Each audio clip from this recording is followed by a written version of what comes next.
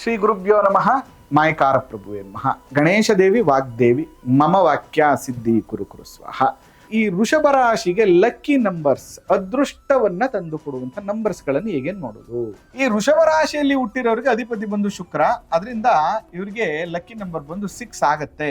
6 ಅಂದ್ರೆ ಲಕ್ಷ್ಮಿ ಸಂಖ್ಯೆ ಅಂತ. ಫೈನಾನ್ಷಿಯಲಿ ಇಂಪ್ರೂವ್ಮೆಂಟ್, ಅಭಿವೃದ್ಧಿ, ಆನಂದ, ವೆಹಿಕಲ್ಸ್, ಈ ತರ ಮಲ್ಟಿಪಲ್ ಅನುಕೂಲಗಳಾಗಬೇಕು ಅಂದ್ರೆ ಶುಕ್ರ ಸ್ಟ್ರಾಂಗ್ ಆಗಿರ್ಬೇಕು ನಿಮ್ ಜಾತಕದಲ್ಲಿ. ಅಂದ್ರೆ ನಂಬರ್ 6 ಇಸ್ ಗುಡ್. ನನ್ಗೆ ಎಷ್ಟೇ ಕಷ್ಟಪಟ್ಟರು ರಾತ್ರಿ ಒಂದು ನಿದ್ದೆ ಬರಲ್ಲ, ಏನೋ ಒಂದು ತಲೆಯಲ್ಲಿ ಓಡ್ತಿರುತ್ತೆ ಅಂದಾಗ ನೀವು ನಂಬರ್ 8 ಬಳಸಿ, ಒಳ್ಳೆ ನಿದ್ದೆನೂ ಬರುತ್ತೆ, ಸ್ವಲ್ಪ ತಾಳ್ಮೆನೂ ಬರುತ್ತೆ. ಈ ಬುಧ ಏನಾದ್ರೂ 6ನೇ ಮನೆ, 8ನೇ ಮನೆ, 12ನೇ ಮನೆಯಲ್ಲಿ ಇದ್ರೆ ಆಪ್ಷನಲ್ 6ನೇ ಮನೆ ಓಕೆ, ಯಾಕಂದ್ರೆ ಕೆಲಸ ಮಾಡ್ಬೇಕಲ್ಲ. 8 ಮತ್ತು 12ನೇ ಮನೇಲಿ ಬುಧ ಇದ್ರೆ ನಂಬರ್ 5ನ ಕೂಡ ನೀವು ಬಳಸಂಗಿಲ್ಲ. ಅಂದ್ರೆ ನೀವು ಅರ್ಥ ಮಾಡ್ಕೋಬೇಕಾಗಿರೋದು ಏನಂದ್ರೆ ದುಸ್ಥಾನದಲ್ಲಿದ್ದಾಗ ನಂಬರ್ ನಮಗೆ ಸಪೋರ್ಟ್ ಮಾಡಲ್ಲ.